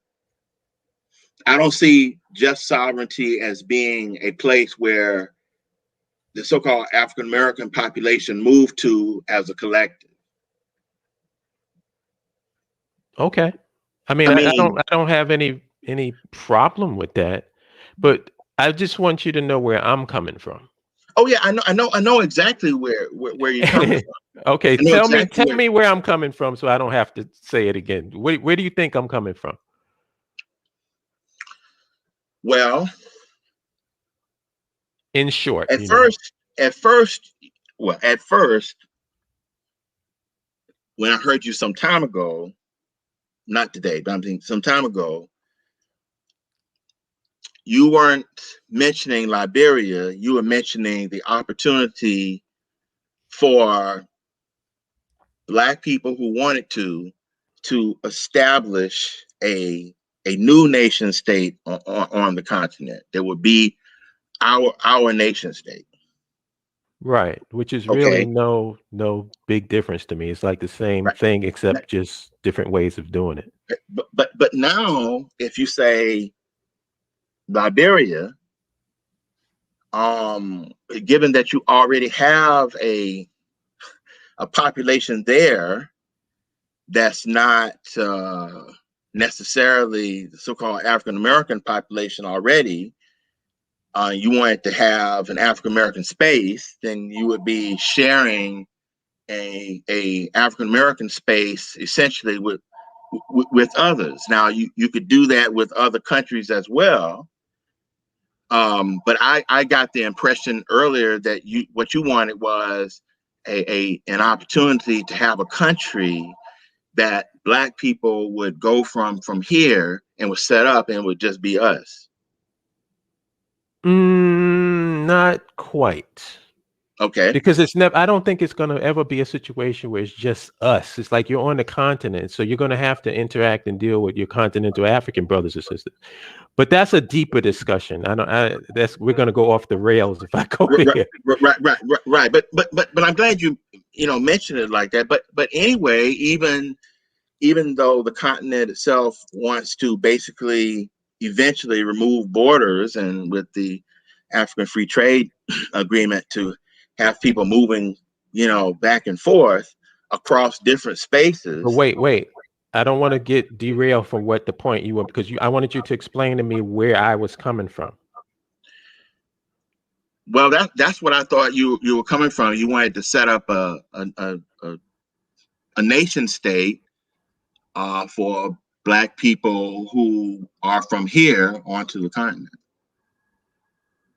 Okay. I mean, so if I, like I said, and I could be wrong, but if I looked at it in the way that I thought you meant it when you didn't mention Liberia, then even though you might have, yes, other people from the continent who move into this space, but you're talking about Black people from here setting it up, either negotiating for land from existing governments to say, we're going to have some land of our own here to be able to set up to create a new country. Well, that's the reason why I didn't want to get into Liberia, because like I said, I'm in the middle of that. So it's not like so I don't want to use Liberia as an example of anything, because I'm not 100% on that yet. Right. And that's why I saw Liberia as being a different thing than the first one. No, it's not different. The only difference is the way you go about establishing the nation state. That would be the difference.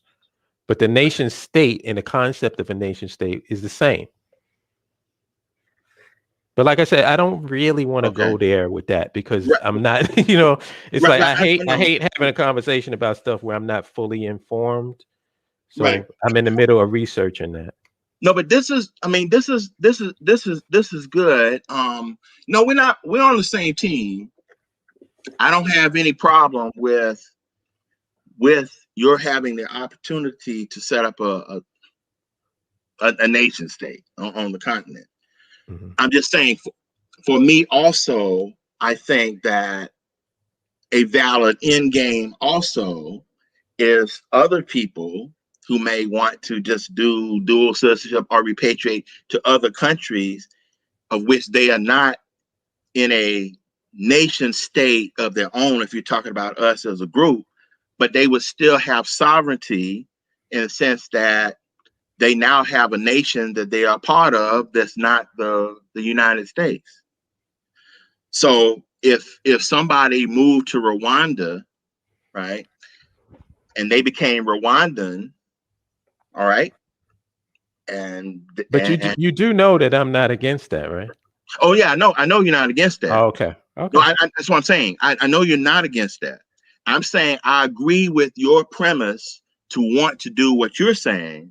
Mm-hmm. I'm just trying to put them all under the issue of sovereignty. Mm-hmm.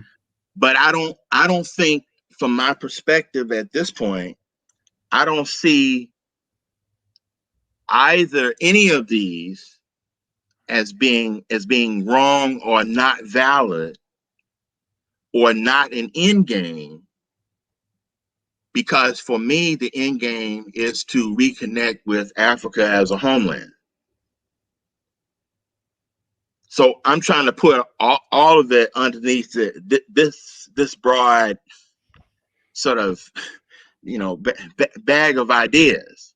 Now, even if you and I are not far apart, or we may have little differences, your views and my views are totally different than the people that you identified earlier in the show, the militant integrationists and the Black Power Americans. Right. And that's what that's what I wanted to. I want to say that's what I wanted to achieve today by talking with you. But I'm glad it kind of went in that direction, because the integrationists are a different matter. I think that even though some of the things you and I may be talking about are slightly different, but I still think we would still be in the nationalist camp, or even a sovereignty. I mean, to me, sovereignty is kind of working around nationalism. You know, we see an African nation in some way as our home. And that's what I'm taking from it. And I'm looking at this as being like how we agree on being in the same camp, even if we have slightly different ideas within the same camp, if that makes any sense.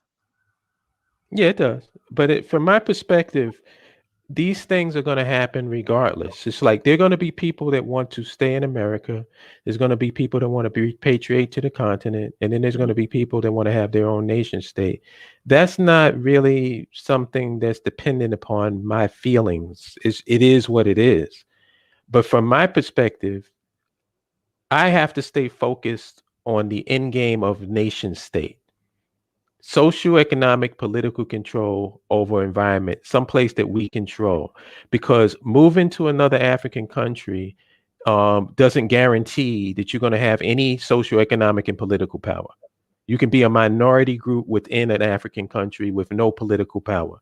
My thing is, we need to have something that's our own, a base of operations, a base of power. And from my perspective, I want to be associated with people that's thinking about power, and people that's thinking about ownership, people that's thinking about nationhood, people that's thinking about having their own government, creating their own laws, things like that. That's where my head is at. So if anybody else is on some other stuff, I acknowledge that it exists, but I really don't care.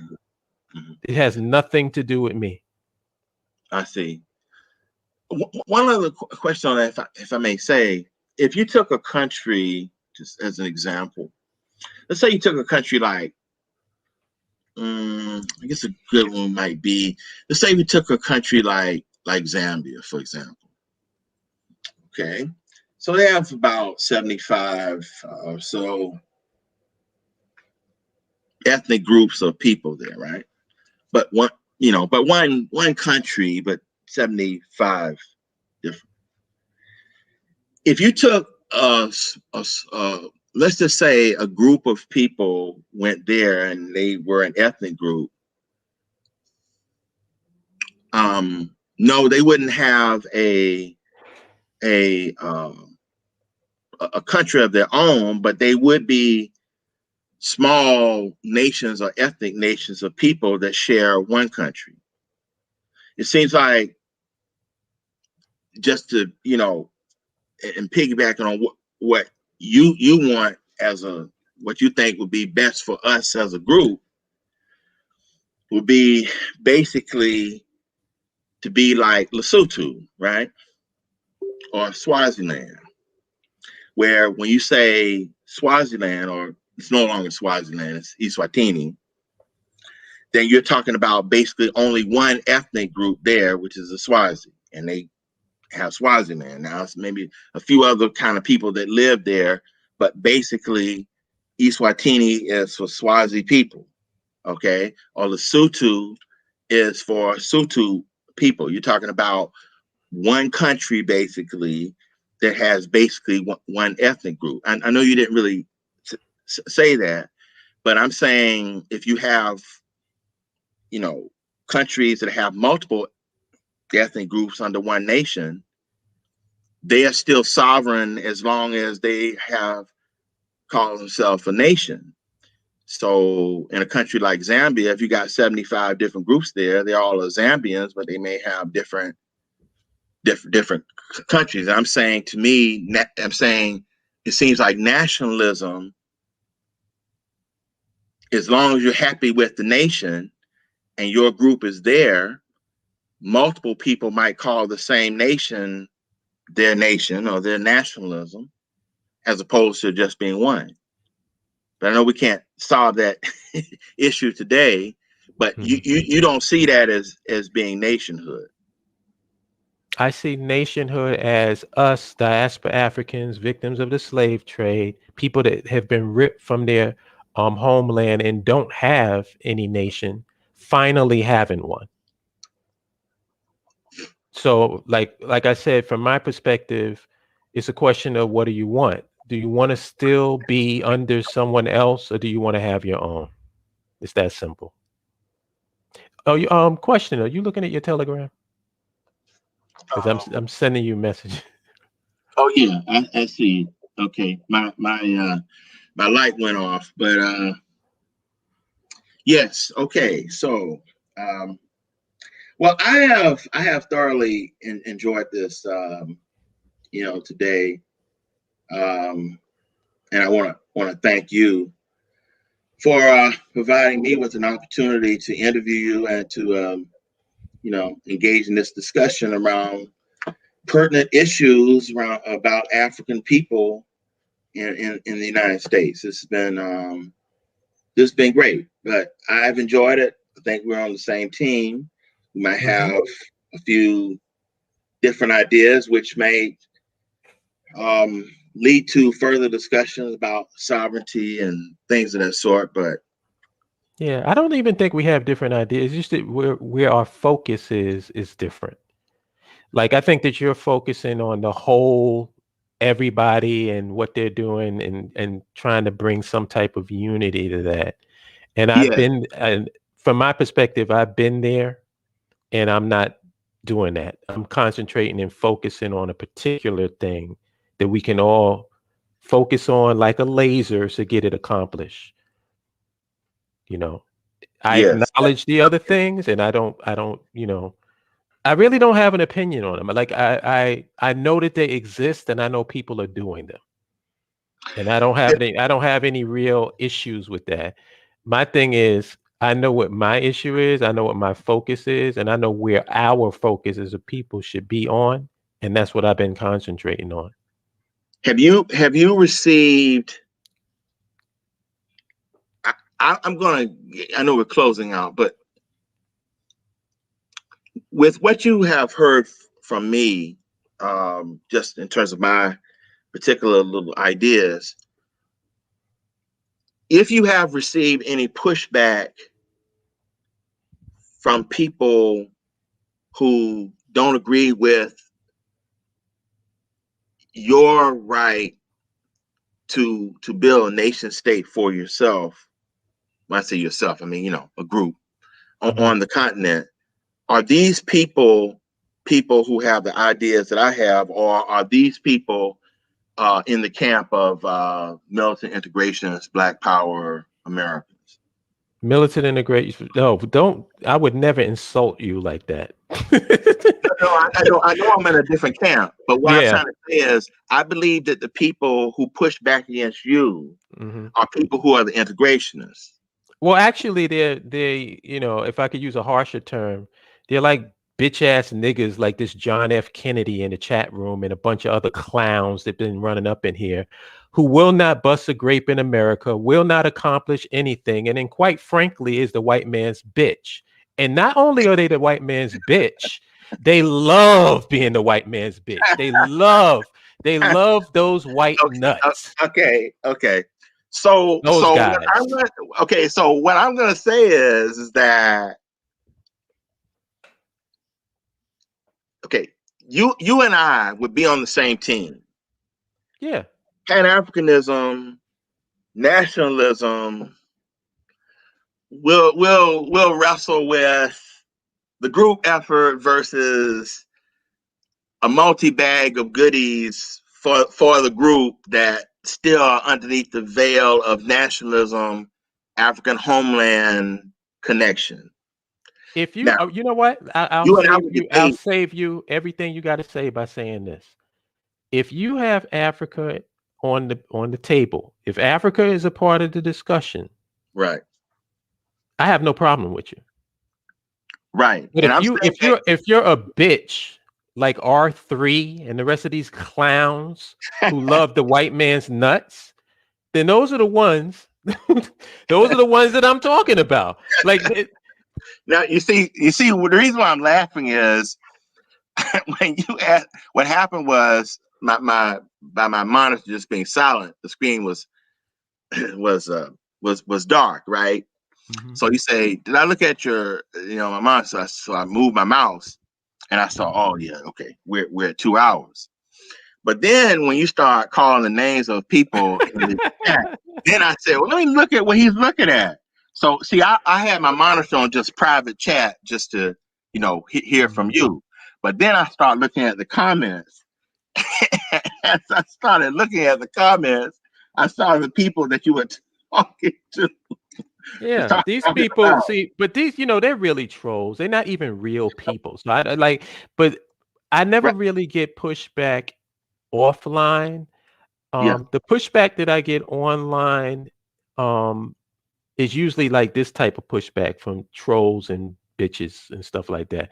But even offline and online, when I engage with people who have a different philosophy, um, I can do that. That's not a problem. Like nobody has to see 100% like I do.